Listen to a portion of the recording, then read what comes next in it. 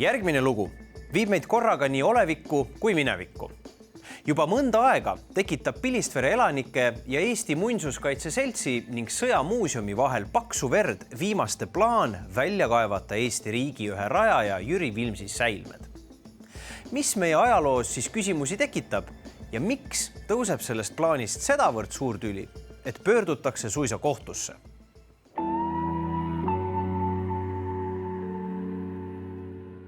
Rahulik ja väike Pilistvere küla. Siin kalmistul puhkab Eesti riigimees Jüri Vilms. Ent tema säilmed tahetakse välja kaevata. Selle plaani taga on Eesti Sõjamuuseum ja Eesti Muinsuskaitse Selts, kelle koostöös soovitakse kontrollida teooriat, kas tolles hauas siin Pilistvere kalmistul ikka on päästekomitee ühe liikme Jüri Vilmsi säilmed. Või sokutasid sinna kunagised aferistid hoopis kellegi teise. Kõigest aga järge mööda. Alustame möödunud suve augusti lõpust, mil kalmistule ilmusid labidatega mehed ja telekaamerad. Oli siuke reedene päev ja reedese päeva lõunal andi meile teada, et on selline plaan uuel nädalal. Me ei tea, mida otsast teha, sest me hakkasime kohe helistama inimestele, kes on selle piirkonnaga seotud, kes tunnevad ajalugu, et kas see aktsioon on siis tõesti õige, kas see on põhjendatud. Me olime sunnitud ikkagi pöörduma kohtusse ja just õiguskaitset taotleda, kuni me saame selle asja selgeks vaieldud. Ja siis ma palusin selle töörühmale, et nad ootame kohtuniku otsuse ära, sest see oleks õige. Ja see oli üks kõige ärevamaid päevi siin Pilistvere kalmistul, ma arvan, minu elus. Vähemalt kolm riigid.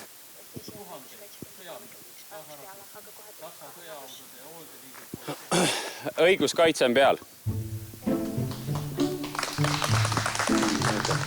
Plaan Jüri Vilmsi säilmed välja kaevata ei ole tegelikult uus. Tema viimse puhkepaiga avamine on kirgi kütnud juba aastakümneid. Sügisel uuesti. Eesti Muinsuskaitse Selts hakkas projekti jaoks annetusi koguma eelmisel aastal. Plaani aluseks on Soome ajaloolase Seppo Zetterbergi raamat Jüri Vilmsi surm. Ja see seab tugeva kahtluse alla senise ametliku versiooni Jüri Vilmsi ja tema kaaslaste hukust. Selgita mulle, miks te olete nii väga vastu sellele, et haud lahti teha ja siis kas tõestada või mitte tõestada, et siin tõesti lebab Jüri Vilms? On väga selgelt välja toodud seda, et Jüri Vilmsi isa tundis oma poja ära, mis kinnitab seda, perekond kinnitab ja kohtuekspertiis kinnitab seda. Jüri Vilms on 100 aastat tagasi identifitseeritud. Isegi siis, kui me 100 aastat hiljem ei tundu, et see oleks piisavalt tõene, oli see 100 aastat parim lahendus. Enne, kui jätkame olevikuga, pöörame pilgud minevikku. Jüri Vilms kuulus Eestimaa päästekomiteesse koos Konstantin Pätsi ja Konstantin Konikuga. Ehk oli Eesti riigi üks rajajatest. 1918. aasta 27. märtsil ehk napp kuu pärast vabariigi loomist, kui oli alanud Saksa okupatsioon, läks Vilms koos 3 kaaslasega Käsmust üle Soome lahe, et seal Soomes korraldada verivärske riigi välisdelegatsiooni tööd. 27. märts 1918 aasta on ka viimane kinnitatud hetk, mil Jüri Vilmsi kindlalt nähti. Millal teie esimest korda selle jutuga kokku puutusite, et äkki Jüri Vilms ei olegi maetud sinna, kuhu me teame, et olevat maetud? 1989. aastal, kui me pidasime Pilistveres seda Jüri Vilmsi 100. sünniaastapäeva suurt konverentsi ja seal oli see Soome ajaloona Seppo Zetterberg. Ja juba tema tegi siis vihjeid selle kohta, et selle surma ja selle ümber on väga palju vandenõuteooriaid ja on spekulatsioone, nii et sisuliselt ta ju hakkas ikka ammu pihta. Kas ei võiks olla siis üks selline asi selge meile? Miks me peaksime selles kahtlema? Kui tema isa, kes ei olnud rumal inimene, kui temal kahtlusi ei tekkinud... Ja tema oli kindel, et Soomes toodi ära tema poeg. No absoluutselt, ta ei oleks ju muidu oma perekonna hauaplatsile lasknud ju seda matta. Nii hauarahu kui ajaloo seisukohalt Jüri Vilmsi säilmete väljakaevamist peab ebamõistlikuks ka Viljandi muuseumi pikaaegne direktor ja mitmete vabadussõjast kõnelevate raamatute autor Jaak Pihlak. Meil ei ole mingit kinnitust selle kohta, et see kes sinna Pilistvere maetud on, et see ei ole Jüri Vilms. Tegemist on tegelikult ju sellise miniatuurse vandenõuteooriaga, et noh, näed, ikkagi asi ei ole väga selge ja et me peaksime seda ikka uurima. Veel kord, mis annab see meie ajaloole juurde? Mitte midagi. Aga noh, probleem võib-olla on ennekõike nende jaoks, kes tahavad tõestada seda, et Jüri Vilms ei ole sinna maetud. Versioone Vilmsi hukkumise ümber on palju. Me ei jõua neid kõiki läbi käia. Seega keskendume vaid ühele, tänaseni ametlikule. Selle järgi lasti Vilms koos kaaslastega maha Soomes, maeti ühishauda ja leiti sealt aastal 1920 ja seejärel maeti juba Eestis ümber. Kahtlemata on Vilmsi surma ümber palju küsimusi ja vähemasti osa neist küsimustest võiksid saada vastuse siin Eesti Rahvusarhiivis, kus asub Jüri Vilmsi surma uurimise toimik. Vilmsi hukkamisest on siis olemas ka üks pilt või õigemini pilt, mida tuleb jutumärkidesse panna.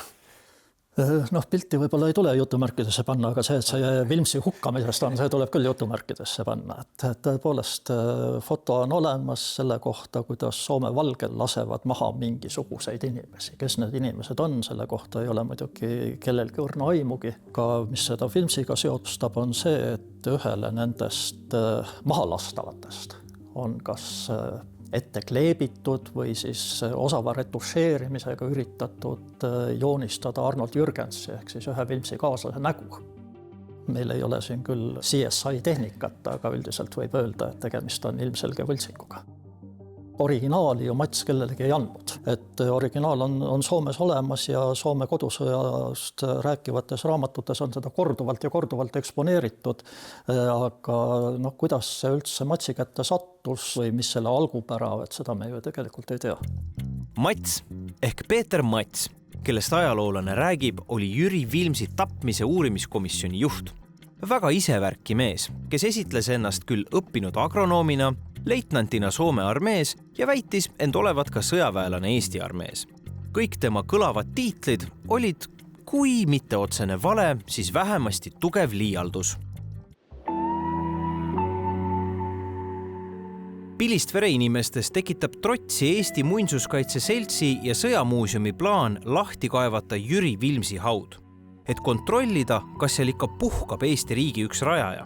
Kaua kehtinud ametlikku versiooni peaks muuhulgas tõestama antud pilt, kus hukatakse Vilmsi üht reisikaaslast Arnold Jürgensit. Ei pea olema ilmselt eriline asjatundja, et pildi õigsus kahtluse alla seada. Niisuguseid pisut veidraid asitõendeid on aga Vilmsi surma uurimise toimikus veel teisigi. Mis sellest toimikus siis meie ees siin üleüldse on sellist, mille kohta me võime öelda, et see on kinnitatud fakt? Või et see on kusagilt mingist allikast öeldud või just kui see, mis siin ongi täielik jama?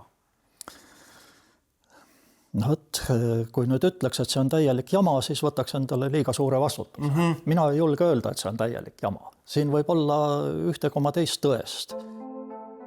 Vilms läks üle Soome lahe koos 3 kaaslasega, Arnold Jürgens, Johannes Peistik ja Aksel Rünk.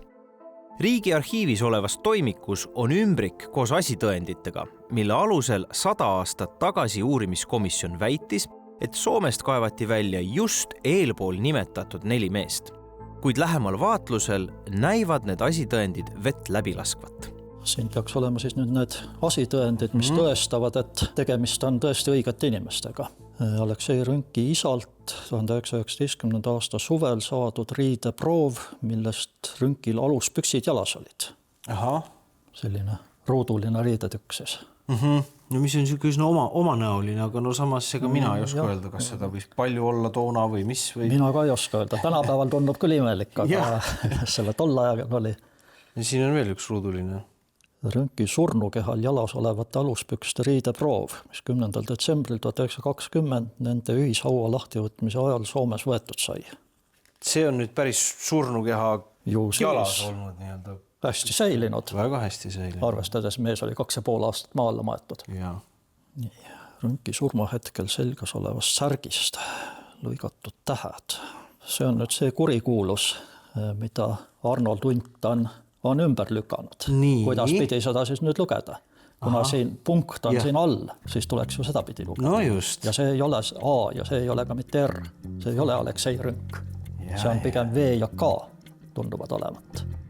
Sõjaarheoloog Arnold Unt on Vilmsi surma uurinud ja ümber lükanud pea kõik toimikus olevad tõendid. Muide, lähinädalatel peab Unt sel teemal Tartus ka ettekande. Et see lause, mida nii-öelda kohalikud Pilistveres aeg-ajalt tsiteerivad, et isa ütles, et poisist polnud suurt midagi alles, et see tähendabki seda, et tegelikult see surnukeha oli nii lagunenud, et ega sealt jah, aga tegelikult isa ju teda ei näinud, et see võis olla ainult see jutt, mis väljakaevajad talle rääkisid. Isa ju Soomes väljakaevamistel kaasas ei olnud. Aga hiljem ütleme, kui... Aga hiljem oli ju tsinkkirst kinni tinutatud. Ega seda lahti enam ei tehtud. Aha. Nii nagu ta Soomes kinni pandi, nii ta Pilistveres maha maeti. Ehk et siin tegelikult oma silmaga ei ole näinud teda ei isa, ei vend ega mitte keegi. Mitte keegi. Aga mida arvavad inimesed Pilistveres? Kas meie riigi ühe rajaja Jüri Vilmsi mõistatust on võimalik lahendada nii, et me enam omavahel tüli ei kisuks? Selle saab olla punkt selle koha pealt, et riik määrab grandi ajaloolasele, kes läheb Soome, kes läheb Rootsi, mitte ei ole mingit organisatsiooni, kellele määratakse raha, et hakka esimene siin välja kaevama. Ja ma arvan, et see on õige teha ja see on riiklik küsimus. Äkki leitakse see Jüri Vilms enne kuskilt mujalt näiteks. Tehakse talle proovid, uurimised, asjad ära, tehakse selgeks, et see nii on. Kui meil on kahtlus, et nad on jätkuvalt seal Soomes, siis kas me ei peaks otsima sealt poolt? Peaksime küll ainult, et kus kohast. Me ei tea ju, kus kohast otsida. Kas otsida Kotkast, kas otsida Helsingist, kas otsida hoopis kuskilt mujalt. On ju veel ka see versioon, et nad sattusid Soomes punaste kätte, punased taandusid Venemaale, võtsid mehed kaasa, viisid hoopis kuskile Peterburiga. Et kus me otsime, kui me mitte midagi ei tea. Ja kui me nüüd nad kaevame välja, saame teada, et ei ole nemad, mis me siis teeme? No siis on vähemalt põhjust öelda, et Matsi uurimine on täiesti õhust võetud ja kogu seda juttu, mis ta kirjutas, ei ole põhjust absoluutselt mitte uskuda. Eesti ajaloo jaoks ei oma see tegelikult ju mitte mingisugust tähendust.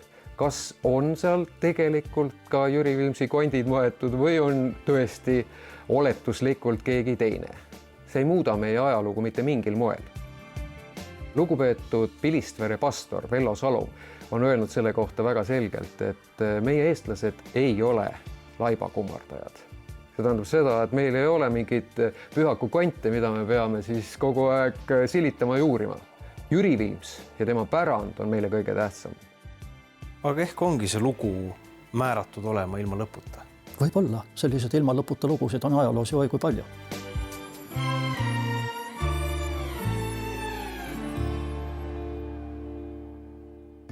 Ühest küljest on praegu justkui kõige halvem aeg, mil lasta meie oma ajalool meid omavahel tülli ajada.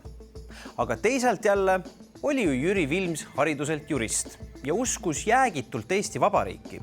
Nii et ehk olekski talle endale meelepärane, et just kohus otsustab tema haua lahtivõtmise küsimuse.